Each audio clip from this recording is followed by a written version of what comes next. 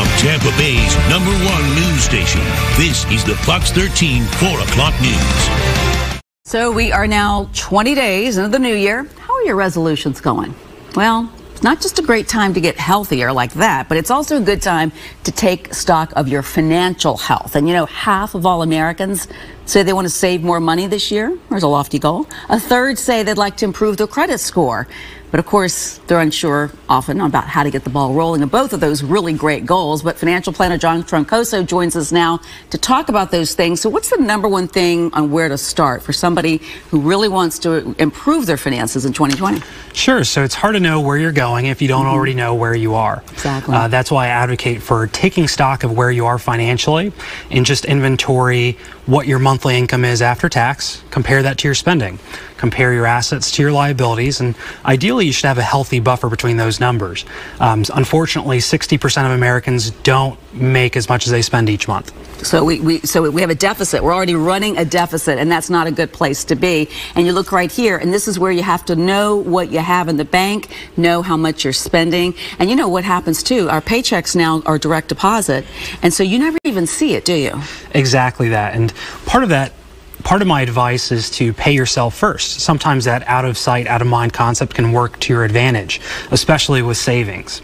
Additionally, make a budget for yourself and stick to it. I know that's really hard. New Year's resolutions always are. Sure. But make sure that you're okay with your spending, prioritize your spending, and cut those frivolous expenses. Okay, and a frivolous expense may be, it may be something as simple as maybe you don't buy coffee 5 days a week. You know, maybe you cut back to 3 days a week and pay yourself first, right? What about folks who are looking down the road at retirement? And you know, it's really going to be on us because so many companies have done away with pensions and things. So it's up to that 401k that you're able to save with, and we don't know about Social Security and what exactly that will look like for those of you ready to retire.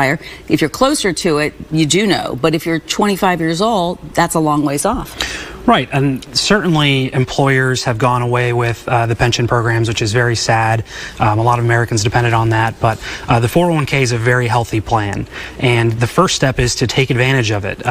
Many employers actually offer a match to where if you put $5,000 towards your 401k, they'll give you an additional $5,000, and that's something that is part of your compensation program, so you might as well take advantage.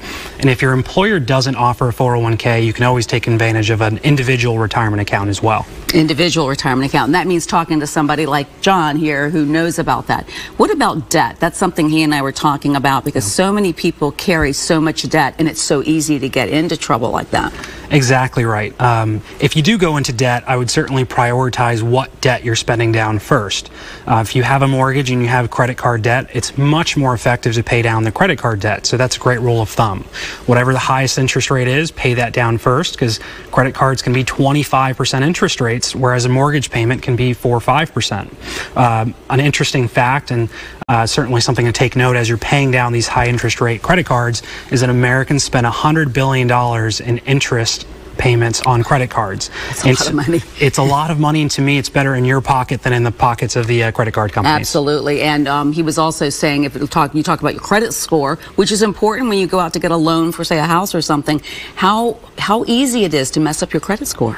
Exactly that, and sadly a single missed payment can be on your credit report for 7 years, and sometimes your credit score is a reflection not just of what you've done, but what others have done. And I mean cybersecurity and identity theft. So part of what we advocate for our clients and for all the people viewing at home is to check your annual credit report and make sure that everything there is yours. Make sure it's yours, yeah. All right, we've been talking to John Troncoso. Hopefully we gave you a few things to think about as you start to get financially healthy. Chris? Sure did. John always does. Thank you, guys.